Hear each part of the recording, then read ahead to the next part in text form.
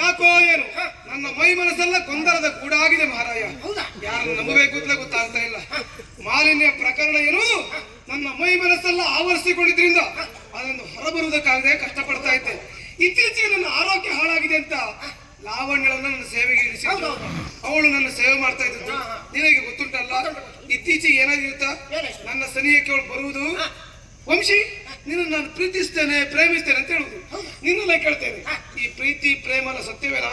ಸತ್ಯ ಅಂತ ಹೇಳಲಿಕ್ಕಾಗುದಿಲ್ಲ, ಸುಳ್ಳು ಅಂತ ಹೇಳಲಿಕ್ಕಾಗುದಿಲ್ಲ. ಕೆಲವೊಂದು ಸತ್ಯ ಇರ್ತದೆ, ಕೆಲವೊಂದು ಸುಳ್ಳು ಇರ್ತದೆ. ಸತ್ಯ ಯಾವ್ದು ಗೊತ್ತಾ?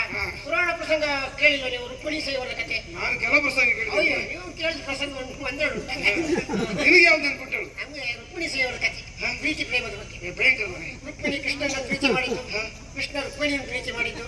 ಆವಾಗ ಅವಳ ಅಣ್ಣನ ಅಂತ ರುಕ್ಮ ಶಿಶುಪಾಲನೆ ಕೊಡ್ಬೇಕಂತ ತೀರ್ಮಾನ ಮಾಡಿದ್ದು. ಇಲ್ಲ, ಯಾರು ಬಿಡ್ಲಿಲ್ಲ. ರುಕ್ಮಿಣಿ ಹಠ ತೊಟ್ಟು ಕೃಷ್ಣನನ್ನೇ ಮದುವೆ ಆದ. ಅದು ನಿಜವಾದ ಪ್ರೀತಿ ಪ್ರೇಮ. ಹಾಗಾದ್ರೆ ಪುರಾಣದಲ್ಲಿದ್ದ ಪ್ರೀತಿ ಪ್ರೇಮ ಸತ್ಯ. ಸತ್ಯ. ಇತ್ತೀಚೆಗೆ ಬರುವಾಗ ಸುಳ್ಳಾಯ್ತು ಅದು.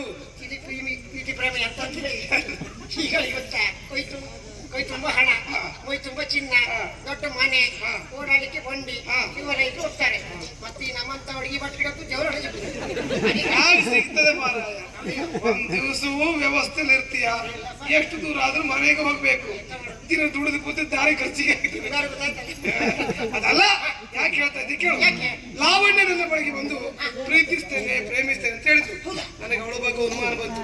ಅನುಮಾನ ದೂರ ಮಾಡೋದಕ್ಕೆ ಬೇಕಾಗಿ ದೇವರ ಕೋಣೆಯಿಂದ ದೀಪವನ್ನು ತಂದು ಅದನ್ನ ಮುಟ್ಟಿ ಆಣೆ ಮಾಡು ಅಂತ ಹೇಳಿದೆ. ಬೆಂಕಿ ಮುಟ್ಟೇ ಬಿಟ್ಟು ಬೇರೆ ಕೆಲಸ ಇಲ್ಲ. ಈ ಹೆಣ್ಣು ಮಕ್ಕಳೆಲ್ಲ ಬೆಂಕಿಗೆ, ಗಾಳಿಗೆ, ನೀರಿಗೆಲ್ಲ ಹೆದ್ರೆ ಹೀಗೆ ಅವರೇ ಒಂದ್ ಜಾತಿ ಬೆಂಕಿ ಮಾತಿಲ್ವಾ? ನೀರಲ್ಲಿರುವ ಮೀನಿನ ಹೆಜ್ಜೆ ಆದ್ರೂ ಕೊಂಡಿರ್ಬೋದು. ಈ ಹೆಣ್ಣು ಮಕ್ಕಳು ಮನ್ಸ್ಕೊಂಡಿರು ಭಾರಿ ಕಷ್ಟ. ಹಾಗಾದ್ರೆ ಬೆಂಕಿ ಮುಟ್ಟಿದ್ ಸುಳ್ಳೆ? ಅದ್ಯಾಕೆ ಸುಳ್ಳಾಗ್ತದೆ? ಕೈಯಲ್ಲಿ ಏನೋ ಅಂಟಿಸ್ಕೊಂಡು ಬಂದಿತ್ತು, ಸುಟ್ಟು ಹೋಗ್ಬಾರ್ದು ಅಂತ. ಹಾಗಾದ್ರೆ ನೀನು ನಾಟಕ ಮಾಡಿ. ಇದು ಮೋಸ. ಅವಳು ಸುಳ್ಳು, ಇವಳು ಸುಳ್ಳೆ. ಹಾಗಾದ್ರೆ ಅವರ ಮನಸ್ಸಿನ ಭಾವನೆಯನ್ನ ನಿಜವಾಗಿ ತಿಳಿಬೇಕು ಅಂತ ಆದ್ರೆ ಏನ್ ಮಾಡ್ಬೇಕಾಯ್ತು ಮಾರಾಯ? ತಲೆ ವಿಷಯ ಮಾತಾಡಿ. ಅದೇ ತಲೆ ವಿಷಯ ನನಗೆ. ಇದೆ ಕುಡಿತ್ರ್ಯಾ? ನೀರಾ? ನೀರು ಇಷ್ಟೊತ್ತಿಗೆ ಅಂತ ಹಾಲು ಕೊಡು ಮಗು ನೀವ. ಮತ್ತೆ ಎಂತ ಕುಡಿದು ಮಾರಾಯ? ಪುಟ್ರಂಗಿ ಅಂದ್ರೆ ಅದ ಪುಟ್ಟರಿರ್ತದೆ, ಓಡಲಿಗೆ ಹೋದ್ಮೇಲೆ ರಂಗಿ ಇರ್ತದೆ, ಅದಕ್ಕೆ ಪುಟ್ರಂಗಿ. ಅದಕ್ಕೆ ಬೇರೆ ಹೆಸರಿಲ್ವಾ? ನಾವು ಹಳ್ಳಿ ಶಬ್ದಲ್ಲಿ ಪುಟ್ರಂಗಿ, ಬೇಟೆ ಶಬ್ದಲ್ಲಿ ಹೆಂಡ ಅಂತ. ಏ ದೇವ್ರೆ, ಹೆಂಡ ಕುಡಿಸಿರ ನನ್ನ ಸಾಯಿಸ್ತೀಯಾ? ಹೆಂಡ ಕುಡಿಸಿ ನೀವು ಸಾಯಿಸ್ಬೇಡ, ಮತ್ತಿಯಾದ ನಮ್ಮನ್ನೇ ಸಾಯಿಸ್ತದೆ. ಅದು ಯಾಕೆ ಕುಡಿಬೇಕು? ನೀವು ಕುಡಿದರೂ ನಿಮ್ಮನ್ನು ಪ್ರೀತಿ ಮಾಡ್ತಾರೆ, ಅದು ನಿಜವಾದ ಪ್ರೀತಿ ಪ್ರೇಮ. ಬೇಗ ತಗೊಳ್ಬಾ. ವ್ಯವಸ್ಥೆ ಮಾಡ್ತೇನೆ. ಬೇಗ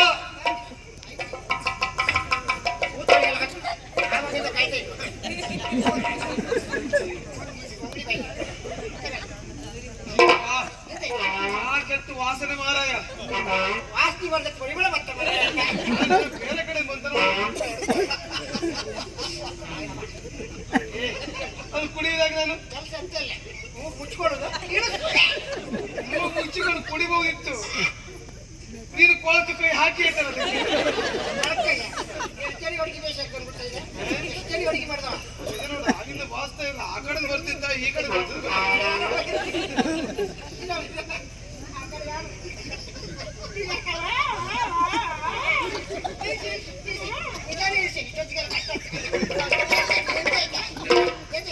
ಗಂಟು ಉರಿತದೆ ಮಾರಾಯ, ನಾಲ್ಗೆ ಉರಿತದೆ.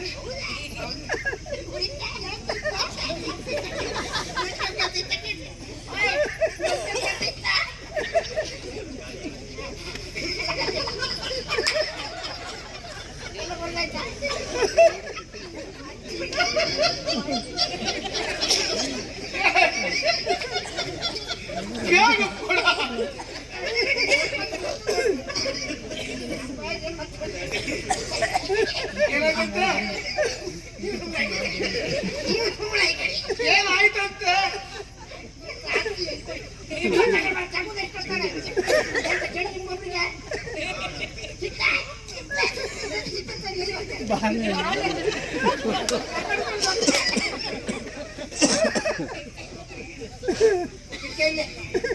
ಎಂತ ಇಲ್ಲ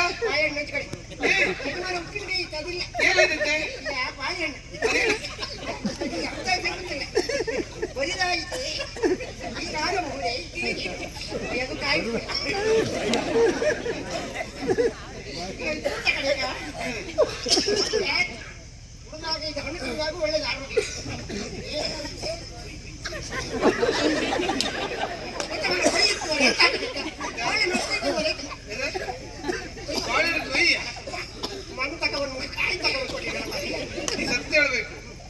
ಕೈ ಇದ್ದದ್ದು ಔದಾಸಿ ಉಂಟಾ ಕೈ ಅಂತ ಕಾಯ ಅಥವಾ ಒಗ್ರುಂಟಾ? ಒಬ್ರು ಬಂದೈತಪ್ಪ. ಹೋದ್ರ ಹಾಗಾದ್ರೆ ಅವ್ರು ಇಟ್ಕೊಂಡು ಜಾಗ ಯಾವ್ದು ನೋಡಿ.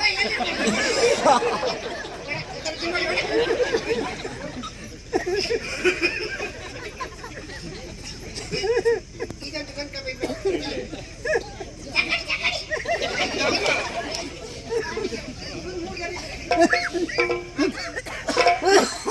ಆಡ್ ಸೊತ್ತಿಂದ ಹೀರಿದನು ಸೊನೆಯ ತಾನ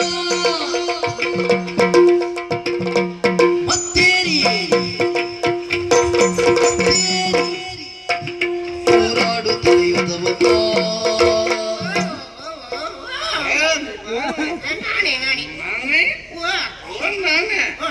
ನಾವೆಲ್ಲಿದ್ದೇವೆ? ನಾವು ಹಲವಳ್ಳಿಯಲ್ಲಿ ಇರ್ತೇವೆ.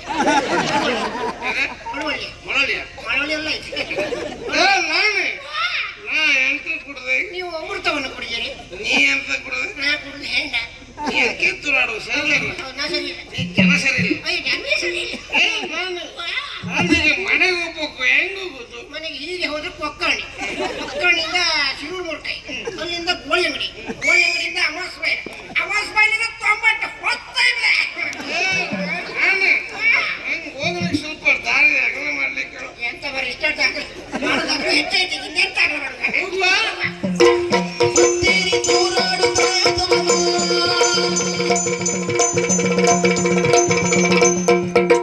ಸೇರುತ್ತವನೇ ಇರುವುದು, ಸೇರುತ್ತವನೇ ಇರುವುದು.